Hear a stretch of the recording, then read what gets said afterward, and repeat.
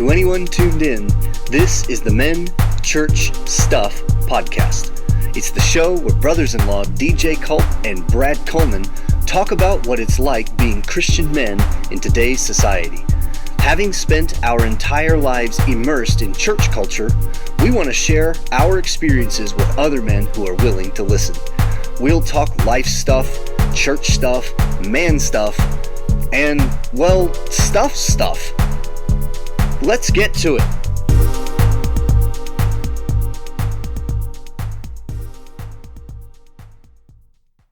Greetings, listeners here and there and everywhere, all across the land. This is the Men Church Stuff podcast. I'm one of your hosts, DJ Culp. As always, here with my beloved brother-in-law, Brad Coleman. Brad, happy Tuesday. Happy Tuesday. Whenever I said greetings, I saw that apparently you had zoned out. So it was kind of funny to watch you like shake it off and kind of refocus. I think we started. It was funny. In fairness, DJ, usually my day off is Friday, but since Good Friday and we're having our Good Friday service and stuff, so that's not much of a day off. So I'm taking a day off today. So I was just powered down. Sorry. You temporarily powered down. You took yourself like a 3-second nap with your eyes open. So Brad, I love how you explained on our last episode, full disclosure, that you had actually told your church before starting in on a Bible study session that you took a quiz and were not in fact a Christian. I got to ask, because I haven't asked you this. I got to ask, what was the reaction to that? Well, I mean, there was some laughs, so definitely some laughter, and kind of I think some people, especially the group on Wednesday night, they're pretty used to me and my antics. And so some of them was just this look and like, what? And I was like, yeah, so their criteria and my understanding of the gospel is a little different though. So quite different, yes. I talked with a colleague that listens to our show, Kate Rawls. Shout out to Kate.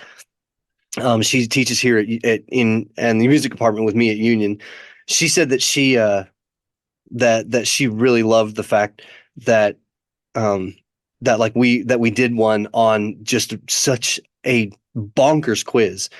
And I asked her, I just wanted to be sure, because I don't know, sometimes for me, I think things are way funnier in my head than they really are. Yeah. And for me, I realized in grad school that the more spelling and punctuation errors that there are, the less I trust you. And and because that quiz was so jacked up that way, I asked her, I was like, so did it come across that this quiz is really even worse than it is? She said, oh, absolutely it was.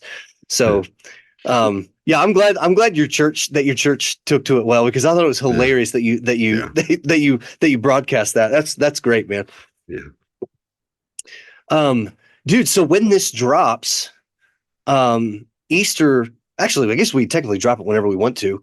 Maybe we should drop this one on Good Friday instead of the Monday after Easter. Let's do that. All right. So happy Good Friday, everybody. Happy Good Friday, everybody. Not happy Monday after Easter. Yeah. Happy Good Friday. We've gone back in time. We have. Just like Huey Lewis. So Brad and I just want to talk today about Easter. So for me, I think one of the things that surprised me the most, and I don't know if this has to do, Brad, with the way I grew up or not, but Shara's brother, Adam, said that his favorite holiday was always Easter. And I remember having that conversation with him, and it kind of jarred me, because mine is Christmas, and it jarred me because his wasn't Christmas, but I think that's the first conversation where I'd ever talked to anybody whose favorite holiday was Easter. Yeah. And it was like, it's just so cool that he saw, he saw Easter as it really is, that big of a holiday. I mean, it's the linchpin of our salvation. But when you were growing up, and I'm not saying that Easter was not important in our house by any means, but my in terms of do you have a favorite holiday? Easter wasn't it. But when you were growing up, like, was it your favorite holiday, or was it like a major holiday for you guys? How was it? Was Easter my favorite holiday? No, no, probably again, and I think Christmas was probably the big one. I mean, we got Easter basket, so that was always cool, Right. And so big Easter basket in the morning. Now we would do sunrise service, and okay, we're doing sunrise service ish. Says our sunrise service on Sunday will be at 7 a.m. So I always tell people, I was like, we're doing sunrise-ish service. Yeah, right. This sunrisen service. But when I was growing up, we would do sunrise service, and so it was still inside and all that stuff, but it was early. Like it was like sunrise. Oh service. Yeah. Oh, dude. We're doing sunrise service. It's sunrise service. So like we would get up, way early on Sunday morning, and like I'm not an early morning kind of excitement riser. I generally get up now early, but I'm still not excited about it. I think today doesn't count though. Oh, today definitely doesn't count. Yeah, I did not get up early at all today. No, you didn't get up early. Even when I woke up and didn't get up, it wasn't early. That's true. Don't judge my day off sleeping patterns. That's right. Yeah, right. I've been sick. Yeah, you have. But yeah, but early, we get up early and go to church. Now there were other people that would we do sunrise service, and then we do a breakfast at church, which was always good because like my church knew how to cook, like a dinner, breakfast. That was an exciting thing because that's cool, man. They didn't. It wasn't no like cheap Holiday Inn continental breakfast. I mean, it was an all the way out. You were getting biscuits and gravy and bacon and sausage and eggs and all the fixings. If we're going to do a breakfast, man. Oh yeah, that's where it is. Do a breakfast in Eastern Kentucky. You do a breakfast. Yeah, we did not have that in Whiting, and so so that was exciting. But there were a lot of people that would wear. That would come, their kids would come in their pajamas to church for the sunrise service, and then they would change after that. Awesome. Yeah. Yeah, it was, except for my parents never would let us do that. They were like, no, you're going to get dressed, and so we were dressed in our Easter outfits, so dressed up even for church. Yeah. We were dressed up and fancy. That's funny. So, you got to watch when you're eating too, that you don't. That's right. Yeah. Get it on your fancy shirt. So that even took the fun away from eating breakfast. Yeah. You got to be real careful. And there was a gap, and we do Sunday school and then, regular service. And so a lot of times, like we get our Easter basket first thing in the morning, but like we wouldn't get to really play with much of it or anything, because it's like, okay, we'll do it when we get home. But still, I mean, it was, it's not that I didn't like Easter, because I did. It was exciting, Yeah. But not, not like Adam. I wasn't like, oh yeah, this is my favorite holiday. And of course, the older I got, the more I understood Easter. Right. But even now, and maybe I should admit this. Maybe I should. Here I am. I'm human. Okay. I'm a pastor, and I love Easter. I love the story of Easter. I love my Jesus. I love the resurrection. I love the fact that he died for me on the cross and the emotions that go with it. Easter is not my favorite holiday. It is the most stressful Sunday. It's the most stressful weekend. Oh, wow. I think as a pastor. And it's like when I realized it was like, wait, it's not even April and it's going to be Easter. Yeah. I almost had a little micro panic attack. Like, no. Look, there's so much stuff that has to get done before Easter. Now, Well, this is that a is safe my, space, Brad. well, and that's my humanity. Let's just be honest, right? Yeah, Because man. that's my humanity, looking at all the stuff that I need to do and all the Yeah, stuff that I have dude. to do and all the stuff that that's not God's expectation on me, Right. right? It's my expectation or others' expectation on this day. And so it kind of tends to then take away from the focus of this day. But Yeah. sometimes, maybe I'm working so much to make sure that Easter is Easter for everybody else that I fail to just fully let Easter be Easter. All right. I'm So Martha. I'm Martha. you are Martha. I'm Actually, Martha. what I was should thinking be was Mary. I should be sitting at so Jesus' feet. Look at Easter. Brad, there's two situations that I can think of that will help resolve your issue. All right, yeah. Situation Fix number me, one DJ. is yeah, right, yeah. We're gonna have ourselves a little psychotherapy session here, Brad. So, scenario number one, using the Mary Martha scene, is you play the role of Jesus and you go to church and sit down on the front row and let everybody else do everything. Or go ahead and take the role of the senior pastor, but revisit your childhood days and do everything in your pajamas. Yes. That will, like, I'm in my pajamas, at least for the early service, right? Just for the early service.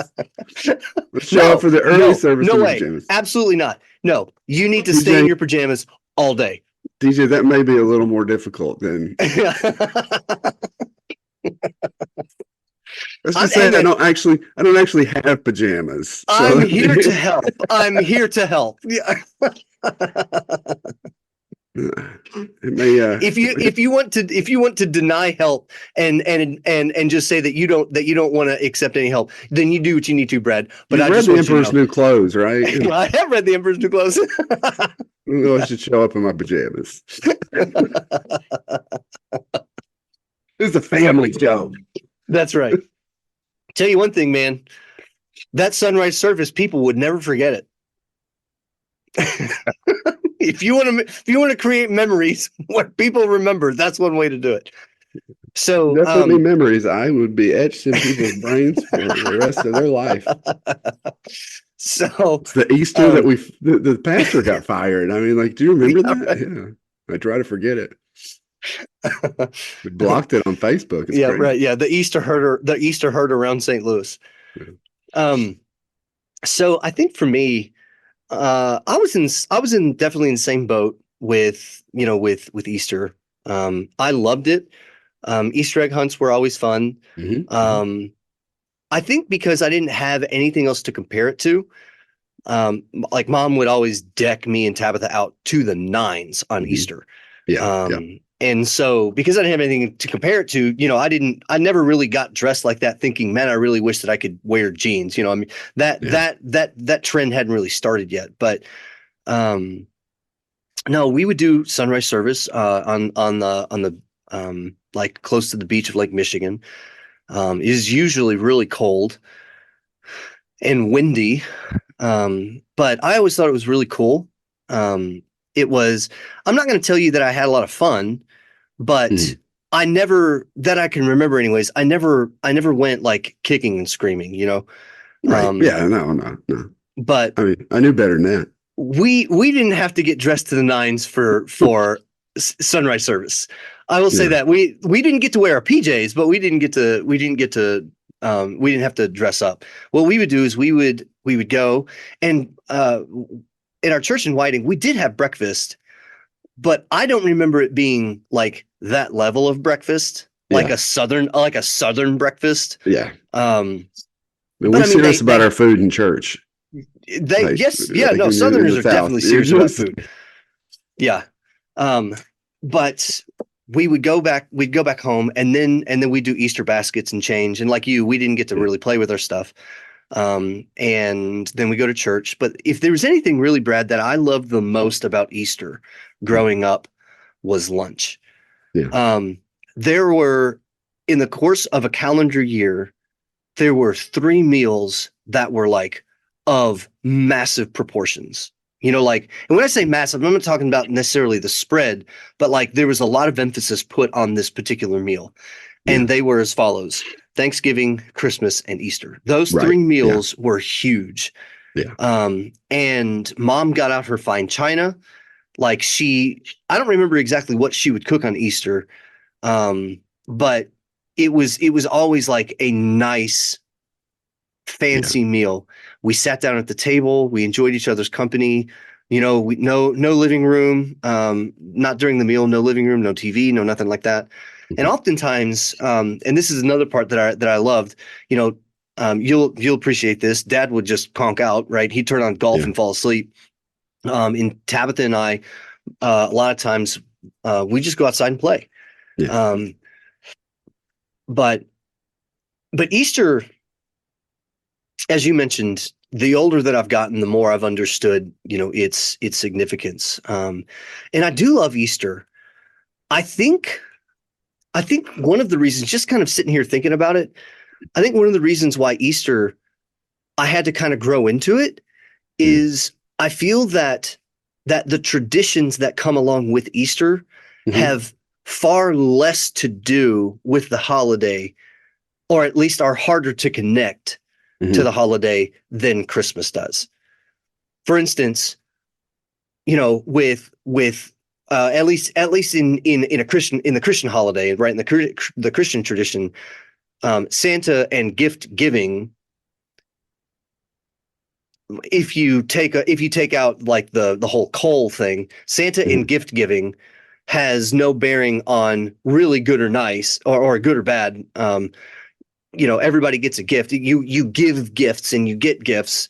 Just like, you know, if you take Christ out of the equation, we still have the tradition of gift giving. Now you put Christ back into the equation where it should be, and the gift giving now has so much more meaning. But those two data points connect. To me, a rabbit that delivers colored eggs in a basket has nothing to do, nothing to do at all with Jesus rising from the dead. What? So You don't remember that in like the end of Luke, where, you know, Jesus dies on the cross and he comes back 3 days later and he's like, "Hey Peter, where'd you hide the eggs?" Where did you hide the eggs? Or he came out with an egg saying, do you see what I found in there? With an Easter basket, yeah. Yeah, with an Easter basket. Happy Easter, everybody. Yeah. And he looked down at the rabbits and say, "I bless you this day." You know what I mean? Like, it doesn't make any sense. You'll be highly favored. Yeah. Among children. But only on this day. Yeah, right. On this day, yeah. The rest of the year they don't even care about you. I don't know, dude. With rabbits, maybe he may have been speaking like Abrahamically, you know, like because their offspring are certainly more numerous than the sands on the beaches. Yeah. So let me say this on a more serious note, because go ahead. We do Easter baskets. I don't know that we say they're from the Easter Bunny. We might have back in the day. Anyway, you know. But again, it's a celebration of Jesus. That's one of the things that we've always emphasized, that, you know, on Good Friday, we look at Jesus' death on the cross. And on Easter Sunday, we look at the up from the grave he rose. The victory, just magnified, because the victory is on the cross, but through the resurrection, we see the power of Christ. We see the Godhead of Christ and his power over death. So we do that. And I know there's people, there's some people that they have a problem with, you know, these Easter Bunny or these egg hunts and all of that stuff. And if you do, that's okay. You don't have to do them. Right. You don't have to do that stuff. It's fine. Don't be telling other people that they are wrong for doing them. Right. Like, you know, I am going to say that you're going to have a hard time arguing that getting your kids an Easter basket and some chocolate and some goodies is sinful. Now, yeah, let's not take all of the fun out of it. And I think we talked about this too. You know, as Christians, we should be having the most fun. And it's okay if you don't want to do Easter Bunny. The Easter Bunny. My suggestion to you, and you don't have to do this, but if you have kids, is do something. Yeah. Do something. Yeah. It doesn't have to be an Easter basket. Maybe you don't do Easter baskets. Just do an Easter bucket. An Easter bucket. An Easter bucket. Yeah. I know a lady who does a resurrection cake. Right, so she takes like a big bakeable like bowl type thing, and she bakes like a big chocolate cake. I think it's chocolate in it, and it's like the mound, and then she turns it upside down, so now you have the mound. It's just like a cookie, for the rolled away stone, and she carves it in, and it's like it's a resurrection cake. So that's it's, awesome, dude. It's delicious and it's fun and it's focused it sounds really good. Yeah. Right. Yeah. And it's focused on Jesus. So it's right. So I think she does Easter baskets too. But my point is, like, you don't have to do something like everybody else. You don't have to do bunnies. You don't have to do all that stuff. But let it be a fun time for kids. Because especially when they can't understand, especially when they're too little to understand, why are we getting up and going to church twice in the morning? Mm-hmm. Because it's okay for them not to want to like go.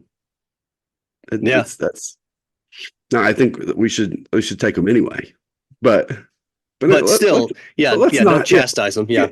Let's make it fun. There's some too, though, that there's people out there that don't celebrate holidays at all. There's Christians that like they don't do Christmas, they don't do Easter, and they're like, those are like pagan. And again, I'm going to say, lay off those people. Don't be getting too onto them either. Now, again, my suggestion to you guys is do something for your kids so that they're not feeling like they miss out. Yeah. Right. If you don't do Christmas like everybody else does Christmas because you think it's pagan, like, don't let your kids be the only one. It's just my opinion. This is not right or wrong, right? But my opinion, right. Let's be the only ones that come back from Christmas break and they didn't get anything. Yeah. Because no, because that's not a way I think that man. Again, you can do that if you want. I want to look at Romans real quick though, because I think this is super important. Okay. Romans 14:4 says, "Who are you to judge the servant of another? To his own master he stands or falls, and he will stand, for the Lord is able to make him stand." Verse 5 says, "One person regards one day above another, another regards every day alike. Each person must be fully convinced in his own mind. He who observes the day observes it for the Lord. He who eats does so for the Lord, and for he gives thanks to God. And he who eats not for the Lord, he does not eat, and gives thanks to God. For not one of us lives for himself, and not one dies for himself. For if we live for the Lord, or if we die for the Lord. Therefore, whether we live or die, we are the Lord's. Yep. For to this end Christ died and lived again, that he might be the Lord both of the dead and of the living." And again, it goes back into like why you judge your brother. So look, if you make a big deal about Easter Sunday and you're doing it to Jesus, hallelujah. Right. If you're going to church on Easter Sunday and Easter Sunday is just another Sunday that you are going to church and celebrating the Lord and you're doing it to the Lord, hallelujah. If you do Easter baskets and you're bringing joy to your children, but you're reminding them of the gift of Christ on the cross and his resurrection, hallelujah.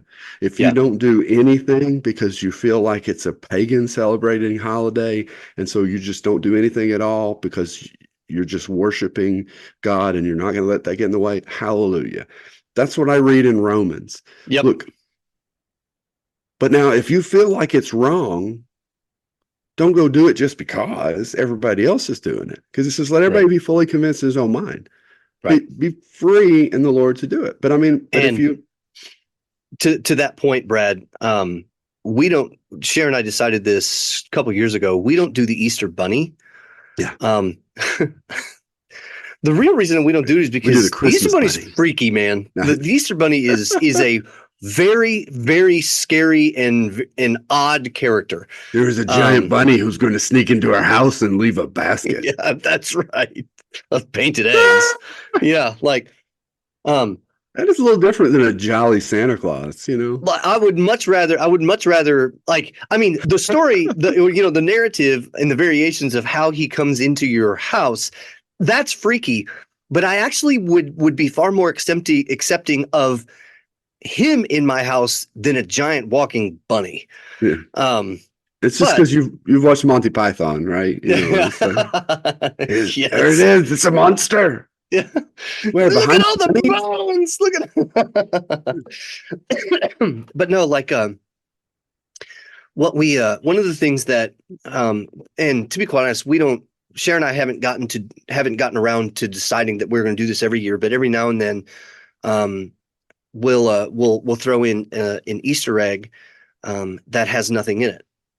And that might be almost kind of like mean, but we take the opportunity to say, do you know why there's nothing in that? Because the tomb is empty. And then, and so we make sure, we'll make sure that that our kids understand about the purpose for it. But I think that right there to that point, has nothing. That's not the only egg I find at your house. It's the only egg you're ever going to get from me, Brad. That's right. It's empty because the tomb's empty. That's I want the fullness of the Lord. That's right. So I'm sitting here eating my chocolate because my tomb wasn't empty. That's right. Brad, you got the. It's too bad I got the tomb before the 3 days were up. That's right. Guess I got to eat my candy now. You should be more happy about your egg, Brad, because your egg was empty. So, it's for candy and Easter candy and all this. Let me tell you one of the things I think, and again, like sometimes my parents, I think, would get these and I would eat it and all this, but I always thought it was weird. And again, like now I'm gonna get Easter crosses. They're like the chocolate crosses. They didn't put those in Easter baskets. Yeah, I know. Like here's the chocolate cross. Please eat it. That Jesus died on this. Like, I mean, Russell Stover brand of brand of wood. Yeah, here you go. Eat this cross. I mean, like, and how do you eat the cross without being on some level feeling sacrilegious? Like, yeah, just even a little bit. I know. I just jump off one side of it. Yeah. Now it's not a cross. Right. With a chocolate egg, at least you can call it like Hassenpfeffer. You know, I mean, like it is an actual dish. Is Jesus going to get mad at me? No, he won't. No, he won't. So my favorite Easter comic is listeners, for those of you who are, I don't know, maybe 35, but definitely 40 or like maybe I'd say 35 or older. You may remember the comics, the comic BC. Brad, BC. Yep. Yeah. Yep. For anybody that's 30 BC. and younger, Brad Coleman, that's BC. You know. Brad Coleman, yes, that's you. So anybody that's 30 and younger, you may not know what I'm talking about, but go ahead and do a little, like, ask Google about Good Friday BC comic. You'll find my favorite one. So BC is like before Christ, like so caveman era. It's really hysterical, very slapstick type of like quippy type of cartoon. So the two cavemen are sitting on a hill, and one of them says, "I hate the term Good Friday." The other one says, "Why?" "Well, my Lord was hanged on a tree that day." The other one says, "Well, if you were going to be hanged on that day and he volunteered to take your place, how would you feel?" The guy said, "Good." And the other one says, he just turned around and says, "Have a nice day." Yeah.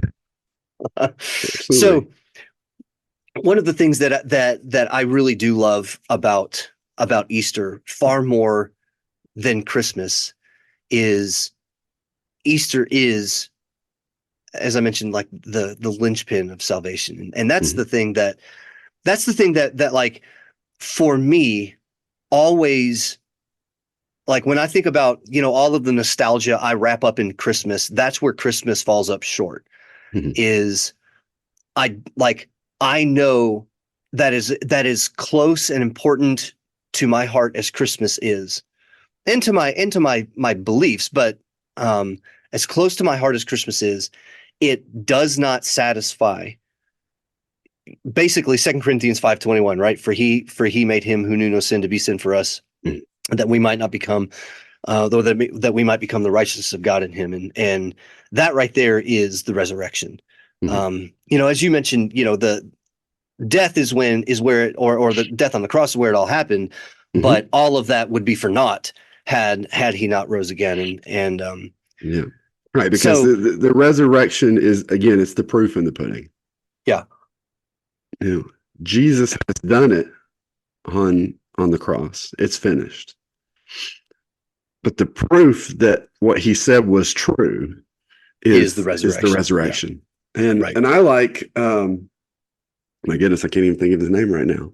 I'm not thinking of it later. I mean, he was like president of the SBC, I think, for a while. Adrian Peterson? No. This is a newer guy.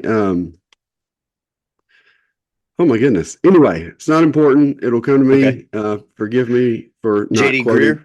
J.D. Greear. There you go. Yeah. Hey, look at that. I could not think of J.D. Greear. I was like, and by the way, I need to interject this. Listeners, I am not your SBC poster child. I do not wear cheerleaders outfits and go SBC, go SBC. I taught a Bible study by him, and that's the only reason why I know that he was president. Continue, Red. Well, and again, that's the only reason I know who he was, because I read one of his books before he was president and did some studies on it with youth as a youth pastor. It was great.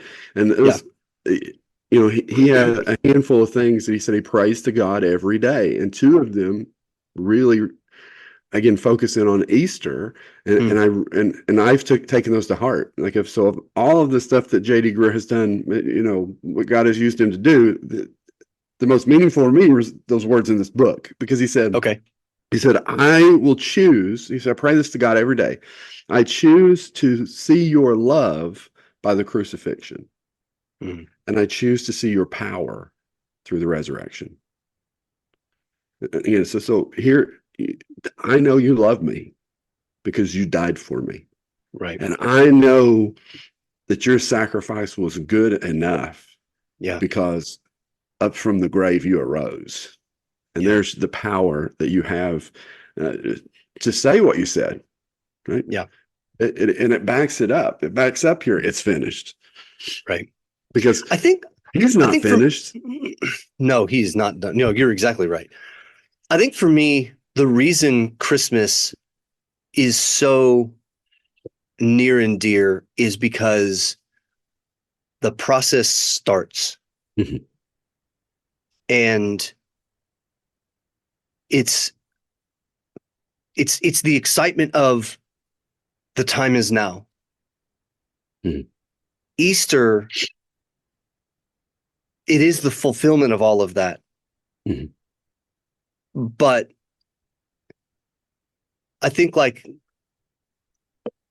in terms of living life as a broken person,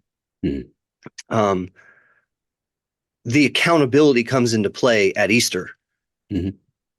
The joy and the joy and the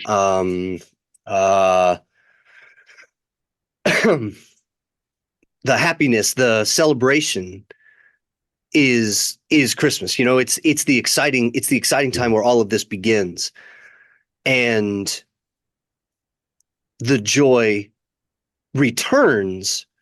But man, it means something totally different on Easter. I don't know if that makes any sense, but like, I mean, well, let's do this. From the perspective of the disciples, when Jesus died, and I got to say this real quick here, Brad.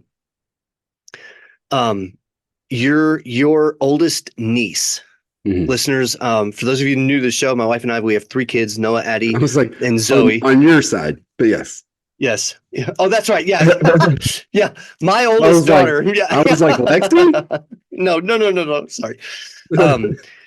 So this was about 2 weeks ago that I heard Shara reading a Bible story upstairs with the kids, because we'll alternate nights, reading to them. out of nowhere, listeners, my daughter's 3, out of nowhere, Addie comes running downstairs saying, Daddy, Jesus alive! Jesus alive! Oh, dude. I mean, bleh, like my heart just melted. Yep. So if you approach it from the perspective of the disciples, yeah, I know, right? But the perspective of the disciples is this: they didn't even fully understand what Jesus really meant when he said, I have to. Jesus didn't say I have to die and rise again, but he kind of did. Like, he tells them like he's pretty clear. Like you look in like right before he goes to Jerusalem, he's like, the Son of Man must go to Jerusalem, and he must be turned over to the scribes and the Pharisees. That's right. And they'll turn him over. He did outline it for him. That's right. But again, if you look at the narrative of the Christian story beginning with Christmas. I am not saying that the Christian narrative begins with Christmas. I'm just saying, like, in the whole scope of things, if you look from Christmas to Easter, the Christmas joy doesn't understand the Easter joy. If that makes any sense, because it's a different type of joy and celebration. And I think what we have to understand is you can't have one without the other, right? No, that's very true. Yeah, and I'm not trying to make that case. There is no cross without the manger. There is no, and the manger doesn't matter without the cross and the resurrection. Correct. Because, And again, I'm not trying to make that case. What I'm saying is, I think for me, just reflecting on it, I think the reason is because the joy of Christmas is a different type of joy as the joy of Easter. There's an excitement, an anticipation that comes with Christmas, and a sense of extreme reverence, as you mentioned, very like awe-inspiring power that comes with Easter. Now, some people would argue, the idealist would argue, well, you should experience both. And my snarkiness would say, well, you're probably right, and dogs shouldn't lick their butts, but they can't. But you're not going to stop doing that anyway. So, yeah. For all I know, God intended for them to do that, to keep themselves clean, because they can't use toilet paper. So,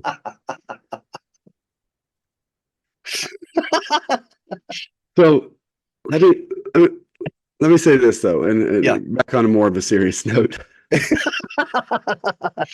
What's wrong, Brad? I thought we were being serious. Go ahead. When we look at Luke 2, there's Easter. There's Easter in Luke 2. Right? So Luke 2:10 says, "But the angel said to them, 'Do not be afraid, for behold, I bring you good news of great joy, which will be for all the people. For today in the city of David there has been born for you a Savior, who is Christ the Lord.'" Here's the proclamation that they've been waiting for. Right? The Jews have been waiting for, that the Old Testament has prophesied, "I will send a Savior." And the angels, the messengers of God, say in Luke 2, here he is. Here's the Savior. Here's the Savior. And that's here's the good news. And then we fast forward to the cross, where Jesus is paying for the sins of the world, where Jesus is dying so that you, DJ, and so that I, and so that anybody else who's listening to this podcast, sins have been paid for through Jesus, so that they can come and say, "Father, forgive me, because I have fallen short of your glory. I have sinned. I have not been righteous in your sight. But I believe that Jesus is your Son, that he died for me, that he rose again, and I want to be in your family. I want to accept your invitation." Yeah. And God says, done. Yeah, done. And that's as we discussed either last week or week before, the idea that, I mean, how how simple is that? The thief on the cross, will you please remember me? Yeah. And Jesus says, "Yep, kingdom." Yep, he is. He's there. We get to celebrate. We get to celebrate with the guy who at the beginning was cursing him. And that's the hope of the gospel. That's a cool story, dude. Yeah. Like a few hours ago, he was mocking him like the other guy. Yep. And now he's becoming a believer. That's how awesome. You can walk into the service on Sunday morning and be like, I don't believe Jesus, and he's just blah, blah, blah. And you can be mocking him. Yep. And you can get saved in the service and walk out different for eternity. Yeah. Because that's how good our God is, and that's how forgiving he is. Then you go, oh, no, come back next week. Yeah. He is our thief on the cross. Oh, if you hadn't have been so mocking me a little bit ago, then I'd remember you. Oh, yes. Yep. No. Yeah. You're going to be with me today. That's right. And as you mentioned even last week, with the the point that you made with the rich young ruler, I mean, what were the two words that Jesus told him? Like, did he give him a bunch of caveats? I mean, he did say, sell all your stuff, but the point of the call was not to sell everything. The point of the call was to follow me. And that's all it is. That's it. Well, and Jesus tells him, I believe, to sell all his stuff because he knew that was the thing that was between him and God. Yes, I He's totally agree. He's not telling us yes. all of us. He hasn't called us all to go, okay, just sell all your stuff. Right, which is why I said that the point of the call is follow me, not you have to go back and sell all your stuff. But, because maybe it's not that. Maybe it's your boat. Maybe it's your truck. Maybe it's your nice, kitchen table that has become idolatrous to you. And Jesus is going, that's got to go. Yeah. Not because tables are bad, not because stuff is bad. It wasn't that he had a lot of stuff. It's that stuff had him. Mm-hmm. And that was what was keeping him from just one thing you lack. Yeah. Go sell and go. And that to me is, I just know that I've got this feeling down, like deep down. Yeah. What song is that? Hang on. Dang it. Oh yeah. From Guardians of the Galaxy, the opening song. Maybe we should play that on the on the outro. There you go. Deep inside me, girl, you just don't realize what you're doing to me. I don't know, maybe not, because this is about Easter and anyways. So such a parody and a little bit. Jesus. Yeah. Yeah. Deep inside of me. Do you remember the band Apologetics? Yes, I loved Apologetics. I got to hang out with them. They would have done something like that. Anyways, no, dang dude, what was I saying? Crap. Oh yeah, okay, no, I got it. Happy Easter. So, Happy Easter. Deep down inside of me, I've got this feeling that I know means something, but I can't put it into words about Christmas. But with Easter, I know exactly what it is. I know exactly what it is. And I know exactly how to say it. It's Christ's resurrection.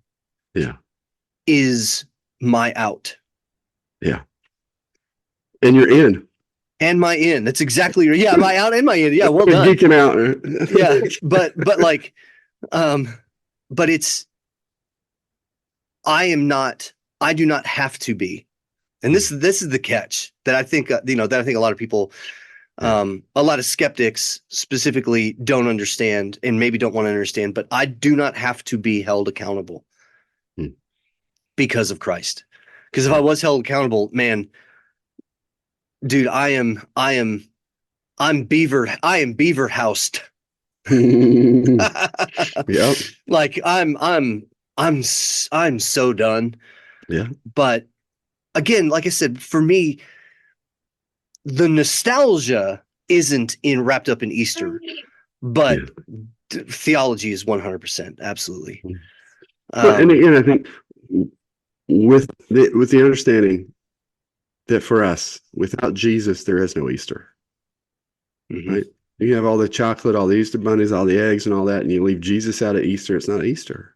That's right. Resurrection morning, Resurrection Sunday. So, listeners, happy Easter. Yep. If you are a devout Christ follower, happy Easter, and share that joy somehow. Yeah. I don't know your style. I don't know your personality. Man, share that joy somehow. If you're a nominal Christian, just a so-so, just a, to be snarky about it. If you're just like a Jesus, whatever. I would encourage you to think about what makes Easter important to other people, and why is or why should Easter be important to you? Beyond, again, as Brad said, like beyond the traditions of the eggs and the baskets and the, and going out and getting nice clothes, because none of that really has anything to do with Easter at all. And I just really ask that you guys fall in love with Christ, because it is worth everything. It really is. Listeners, we love that you love our show, and you know where to follow us. You can access us. Happy Good Friday. That's right. Happy Good Friday. Yeah. And then happy Easter in 2 days. Jesus is risen and he is alive. And there's a lot of people out there that are going to tell you otherwise. But you should just believe me and Brad. And the Bible. And the Bible. And 2,000 years of Christians. That's right. Who have been proclaiming the same message. Yep. He lives. Brad, love you, buddy. Love you too. Listeners, we love you, and we will catch you next time.